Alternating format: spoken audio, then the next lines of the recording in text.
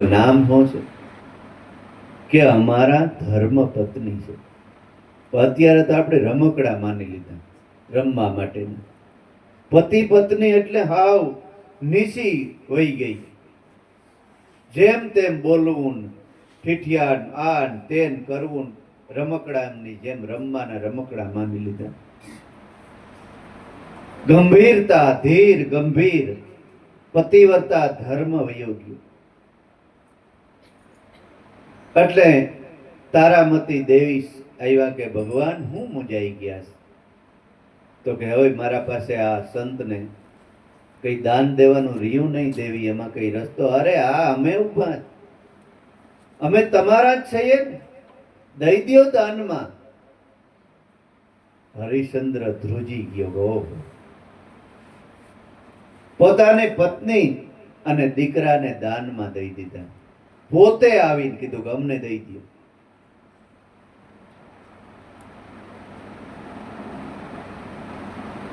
ધર્મને અંદર આગળ ને આગળ કાયમ રીએ એનું નામ ધર્મ પત્ની કહેવાય.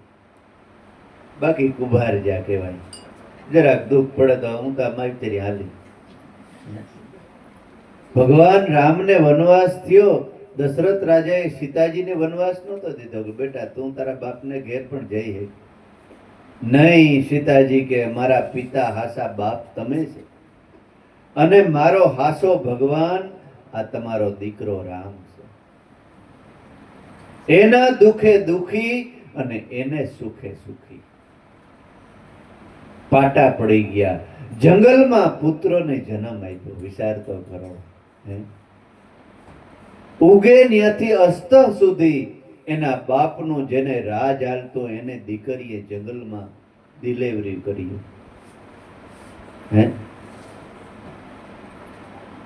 એનું નામ ધર્મ પત્ની કહેવાય. ભક્તિ તો ઘણી શેટી છે.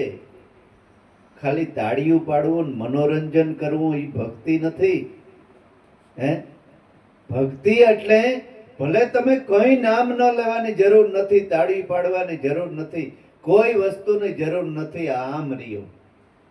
રામાયણ એ શીખવે છે કે અમે જીવન જીવ્યા ને એવી રીતે જીવન જીવતા શીખો. એવી રીતે જીવન જીવતા શીખો. પહેલા તો વ્યવહારિક જ્ઞાનમાં તરબોળ થાવ. ઈશ્વર સુધી પૂગવાની તો હજી ઘણી વાર છે. ધર્મ પત્ની ધર્મની અંદર આગળ ને આગળ રીએ ને એને ધર્મ પત્ની કહેવાય. હરિશ્ચંદ્ર રાજાએ દાનમાં પુત્રને અને પત્નીને આપી દીધા. ન્યા પણ જઈ અને બગીચામાં કે પોતાના પુત્રને રોહિદાસને કારો નાગ બની અને ડંખ માર્યો. એ તો બહુ વાતો લાંબી છે. ડંખ માર્યો તોય કોઈએ કીધું કે તમારો દીકરો સરપ કર્યો ને આડે ખોરે ઉપાડી એ ભારતની આર્ય નારી રાતે શમશાનમાં અગ્નિ સંસ્કાર દેવા ગઈ. ન્યા પોતે આ નોકરી કરતો હતો.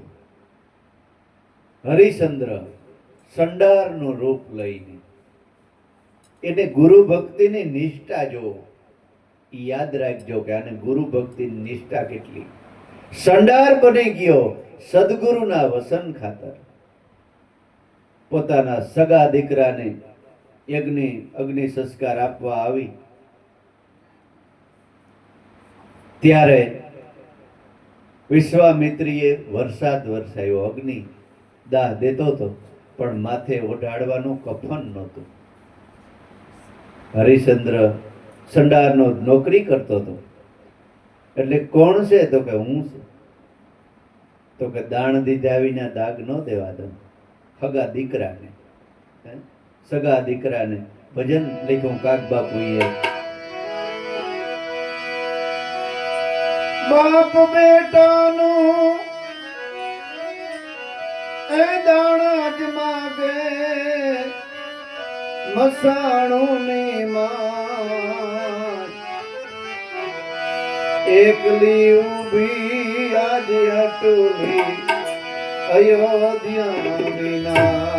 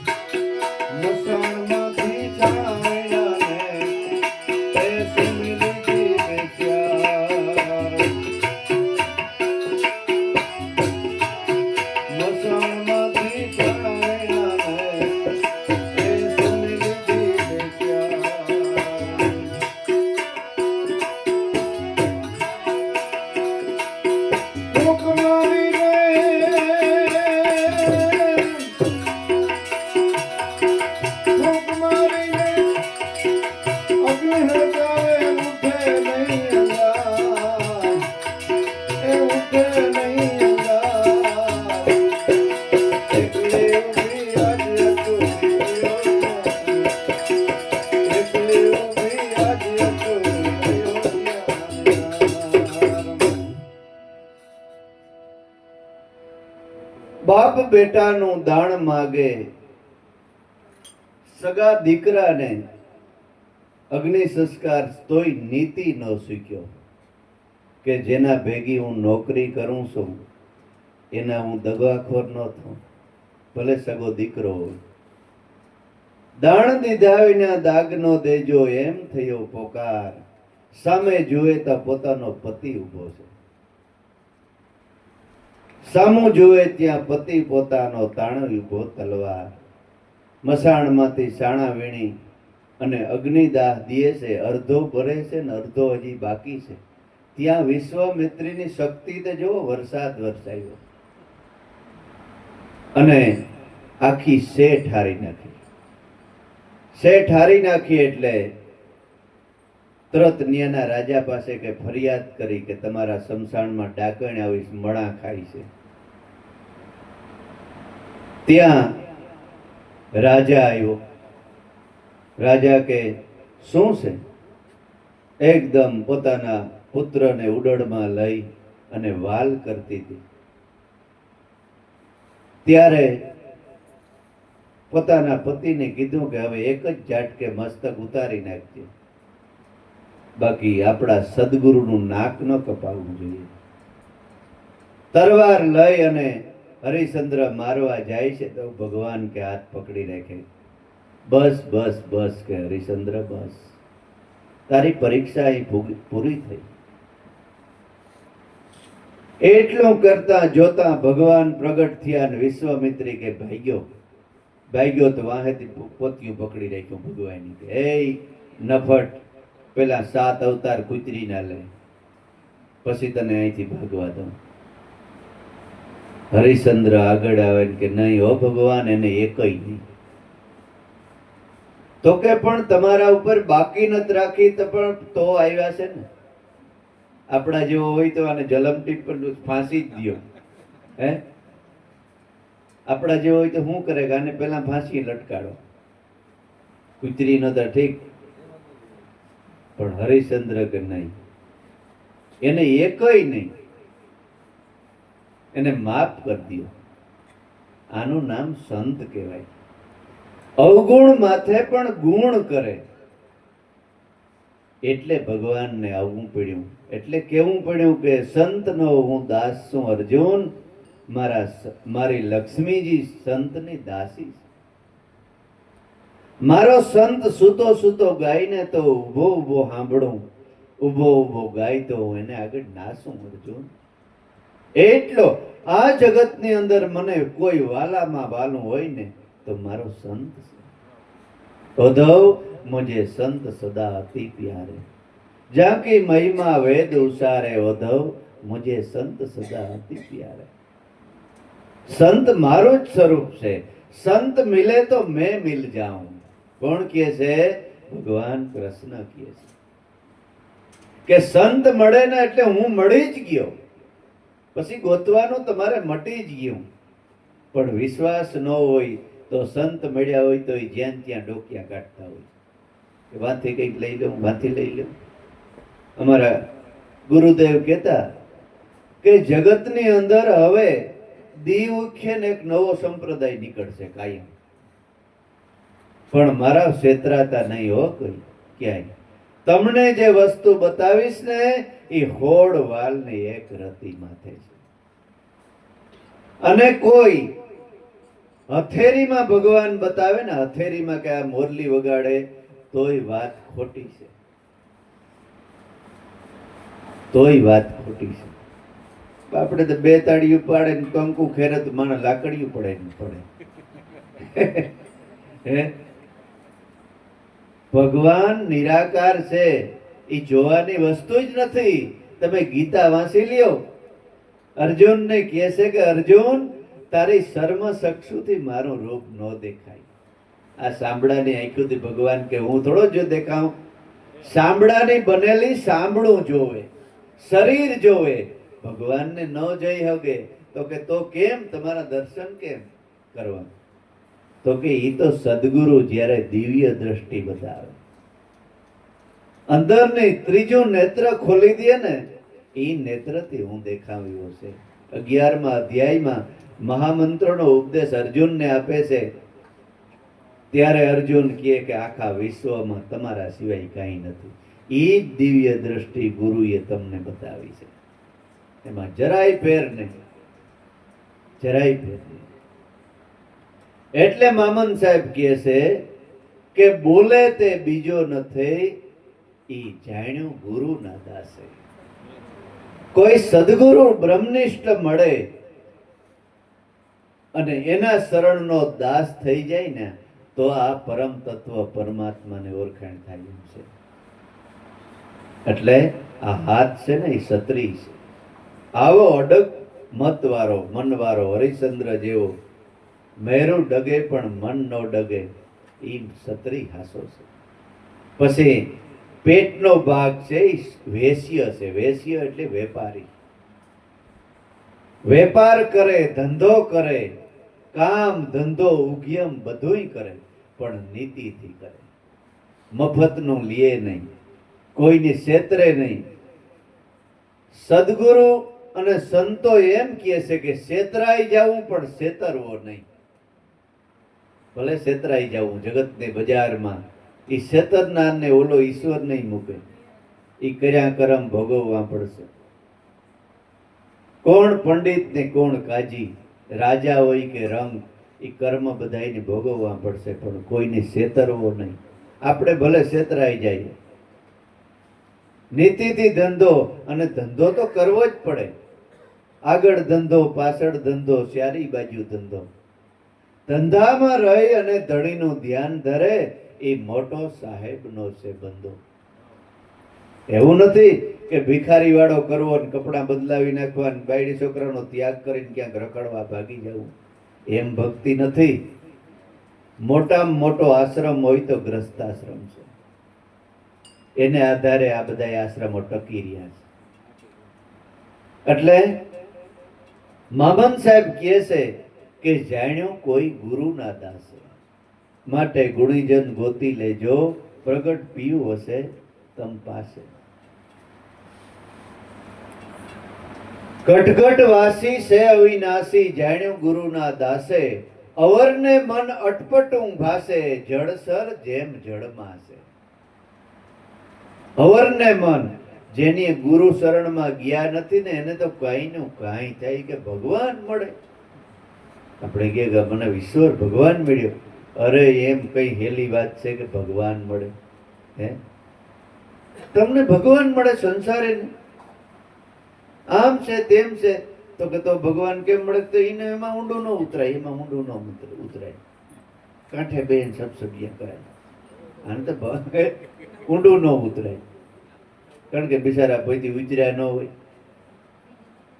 કેટલા વર્ષ થયા અમે, પછી વર્ષ થયા ભગવો ભેગ પહેર્યો ને તોય ભગવાન નથી મળ્યો. તમને આમાં ભગવાન મળ્યો? તો કે હા બાપુ મળ્યો. જીવણ સાહેબ કે હા બાપુ મળ્યો. તો કે પણ આમાં? તો કે હા, આ એનો ઠઠારો છે બધો. હે, એટલે જાણ્યું ગુરુના દાસે, અવરને મન તો કાંઈનું કાંઈ. પણ નાના નાના બાળકો પણ એટલા ભગવાનના ઓલામાં મસ્ત થઈને રહેતા હોય. ગુરુના બાળકો કેટલા ભાગ્યશાળી કહેવાય.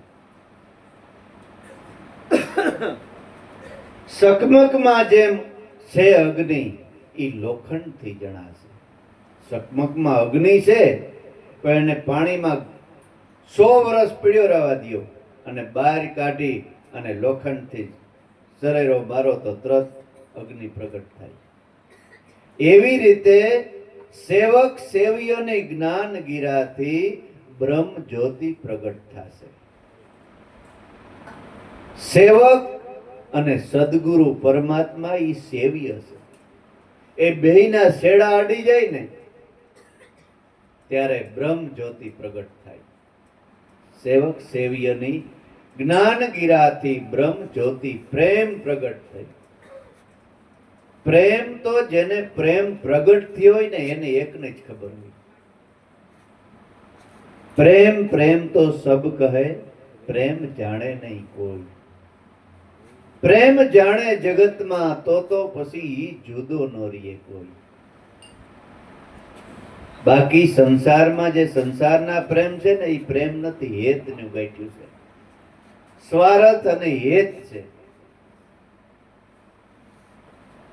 સ્વાર્થ અને હેત ગમે એવો બે માણસને ભાવ પ્રેમ હોય અને હગો પતિ માંદો પડે ને 6 મહિના ખાટલો ભોગવે ને તો તરત મનથી એમ કે આના કરતા તો છોડી લીધો હોત તો સારું હતું.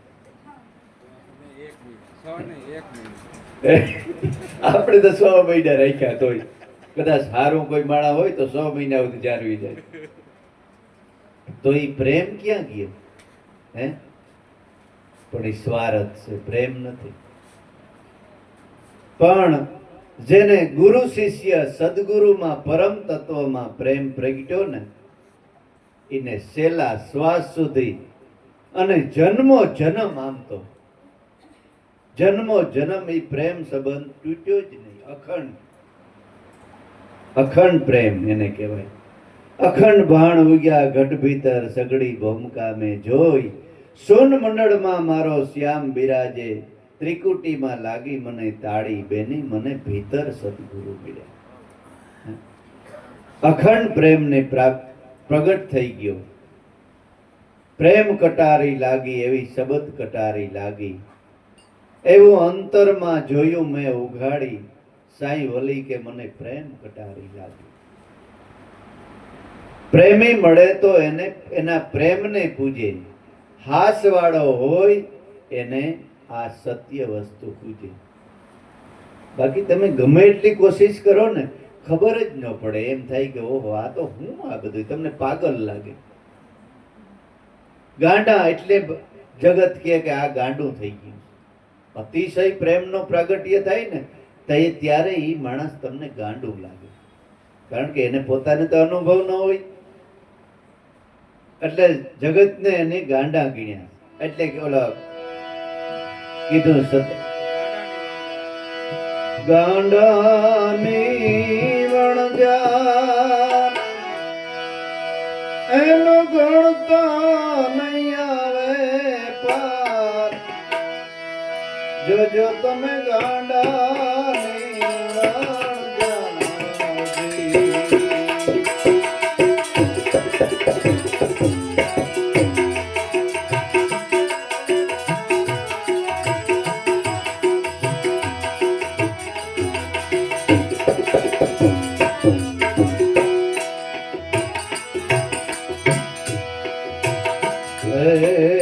ગોકુળ ગામની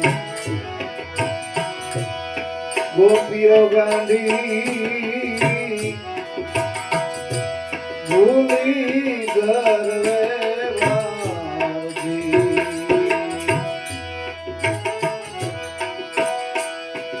ગોકુળ ગામની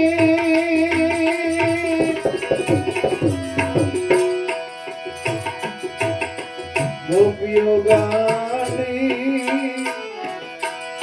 ઈ તો ભૂલી ગરવે વારજી, બંસી નાદે હાલી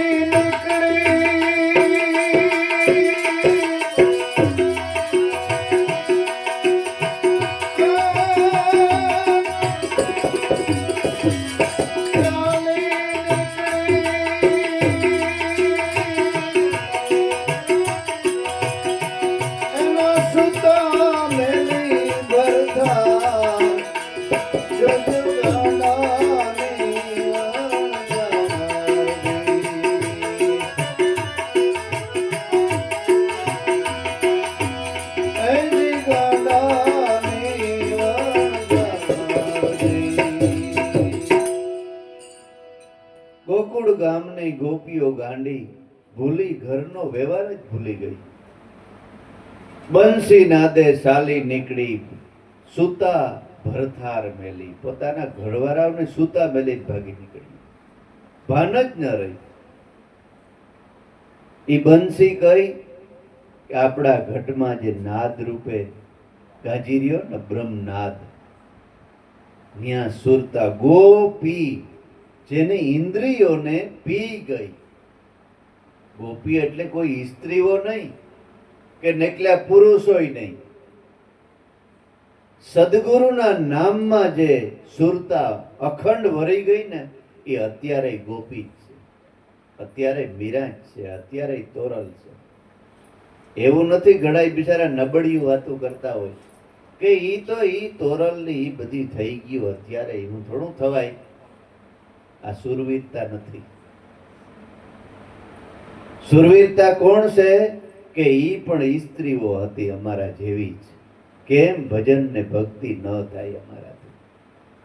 એના ત્રીજા ભાગની થાય ને તોય આપણે તરી જાય કલિયુગમાં.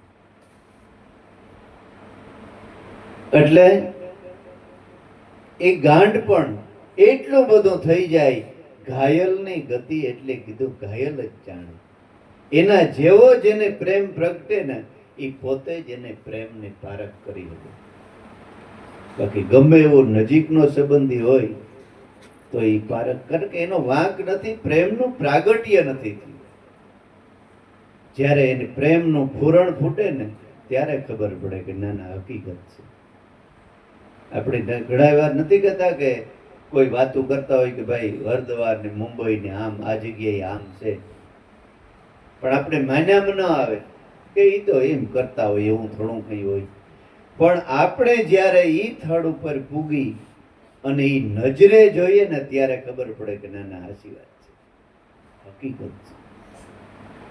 એટલે એવું જ્યારે પ્રેમ પ્રગટે ત્યારે ખબર પડે કે ના ના આ વાત હકીકત છે. એટલે સંતો દુખી થયા. જગતને ભગતને આ વેર છે, કારણ કે જગત એ ભગતને સમજી શકતો જ નથી એના પ્રેમને. પ્રેમી મળે તો જ એના પ્રેમને પૂજે. એવો પ્રેમી મળે ને તો જ એને પ્રેમ પ્રગટ થયો ને એના પ્રેમને પૂજા કરે કે ના ના હકીકત છે. ત્યારે પ્રેમ પ્રગટ થાશે.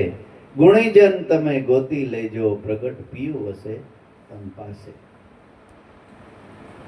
જો મળવું હોય મેરામ સાથે તો ગુણ ગુરુના ગવાશે. મેરામ એટલે ઈશ્વર પરમાત્મા.